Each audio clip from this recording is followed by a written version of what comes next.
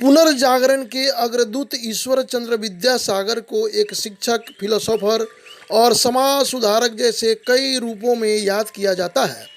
उनके बारे में कमोवेश भारत के सभी शिक्षा बोर्डों की किताबों में पढ़ाया भी जाता है ताकि उनके आदर्शों का प्रभाव बच्चों के मन पर पड़े।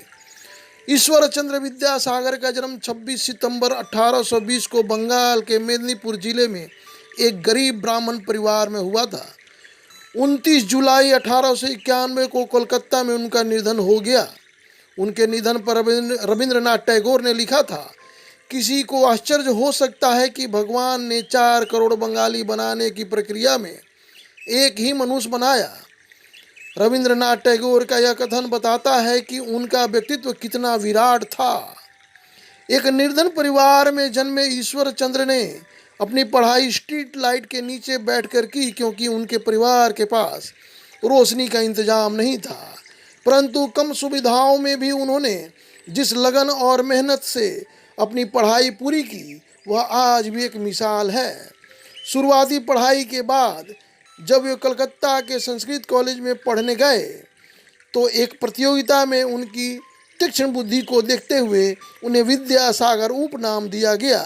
तब से उनका नाम ईश्वर चंद्र विद्यासागर हो गया। उन्हें पढ़ाई पूरी करने के बाद वे इसी कॉलेज में संस्कृत के प्रोफेसर बने। बाद में इसी कॉलेज के प्रिंसिपल भी बने। उनके कार्यकाल के दौरान कॉलेज में कई सुधार किए गए। यह उनकी विद्वता का भी कमाल था कि महज 21 वर्ष की उम्र में उन्हें फोर्ट विलियम कॉलेज में संस्कृत का विभागाध्यक्ष बनाया गया। बड़े बड़े इतिहासकार भी मानते हैं कि उनकी लिखी पुस्तकों से पश्चिम बंगाल के उत्थान में काफ़ी मदद मिली। ईश्वर चंद्र स्त्री शिक्षा के समर्थक थे। उनके प्रयासों से ही कोलकाता और अन्य स्थानों पर बड़ी संख्या में बालिका विद्यालयों की स्थापना हुई। उस समय हिंदू समाज में विधवाओं की स्थिति बहुत शोचनीय थी। इसे देखते हुए उन्होंने विधवा पुनर्विवाह के लिए जनमत तैयार किया। उन्हीं के प्रयासों से 1856 में विधवा पुनर्विवाह कानून पारित हुआ। उन्होंने बाल विवाह का भी विरोध किया। बांग्ला भाषा के गद्य को सरल और आधुनिक बनाने का उनका कार्य सदा याद किया जाएगा। उन्होंने बांग्ला लिपि की वर्णमाला को सरल और तर्क सम्मत बनाया। इतना ही नहीं, बांग्ला पढ़ाने के लिए उन्होंने सैकड़ों विद्यालयों की स्थापना की तथा रात्रि पाठशालाओं की भी व्यवस्था की।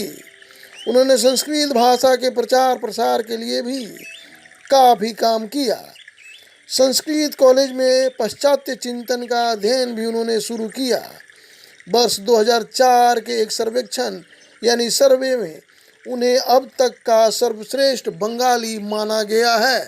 अगर यह जानकारी आप लोग को अच्छी लगे तो इस चैनल को सब्सक्राइब करें और ज़्यादा से ज़्यादा शेयर करें और लाइक करें। इसी के साथ मैं आप सभी से विदा लेता हूँ। धन्यवाद।